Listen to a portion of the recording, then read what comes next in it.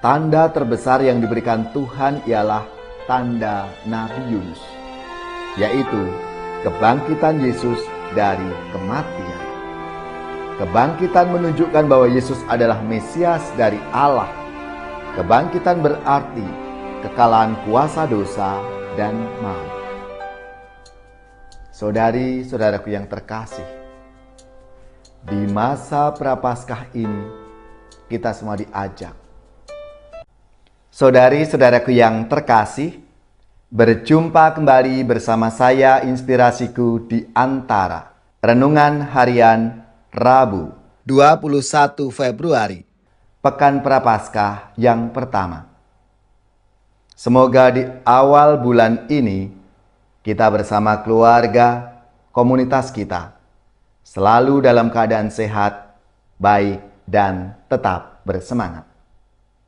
Marilah kita bersama-sama mengawali renungan kita hari ini dengan tanda kemenangan Kristus. Dalam nama Bapa dan Putra dan Roh Kudus. Amin. Allah Bapa yang Maha Pengasih, kami bersyukur atas kasih-Mu bagi kami. Pandanglah sembah bakti umat-Mu yang dengan menyangkal diri melakukan mati raga, agar dapat menghasilkan buah kebaikan dalam jiwa raga kami. Semoga dengan rahmat-Mu, kami mampu bertobat dan menerima pengampunan-Mu. Dengan pengantaraan Yesus Kristus Putra-Mu Tuhan kami, yang bersama dengan Dikau dalam persatuan Roh Kudus, hidup dan berkuasa Allah sepanjang segala masa. Amin.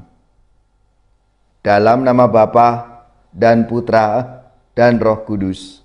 Amin. Inspirasi kita hari ini dari Injil Suci menurut Lukas, bab 11 ayat 29 sampai 32. Marilah kita siapkan kitab suci kita masing-masing. Kita akan membaca bersama-sama lalu merenungkannya. Sekali peristiwa, Yesus berbicara kepada orang banyak yang mengerumuni Dia. Angkatan ini adalah angkatan yang jahat. Mereka menuntut suatu tanda, tetapi mereka tidak akan diberi tanda selain tanda Nabi Yunus. Sebagaimana Yunus menjadi tanda bagi orang-orang Niniwe, demikian pula lah Anak Manusia akan menjadi tanda bagi angkatan ini. Pada waktu penghakiman Ratu dari Selatan akan bangkit bersama orang dari angkatan ini dan akan menghukum mereka. Sebab Ratu ini datang dari ujung bumi untuk mendengarkan hikmat Salomo. Dan sungguh yang ada di sini lebih daripada Salomo. Pada waktu penghakiman, orang-orang Niniwe akan bangkit bersama angkatan ini, dan mereka akan menghukumnya. Sebab orang-orang Niniwe ini bertobat waktu mereka mendengarkan pemberitaan Yunus. Dan sungguh yang ada di sini lebih daripada Yunus. Demikianlah sabda Tuhan. Terpujilah Kristus. Saudari-saudaraku yang terkasih, untuk memanggil kita bertobat, Allah menggunakan tanda. Seperti halnya Allah mengutus Yunus untuk menyerukan pertobatan bagi orang-orang Niniwe. Tanda itu bisa datang dari ucapan teman, kawan, bahkan dari kata-kata orang yang tidak senang dengan kita. Bisa juga diberikan melalui peristiwa-peristiwa yang terjadi dalam hidup kita, yang menyentuh atau menggoncangkan kita.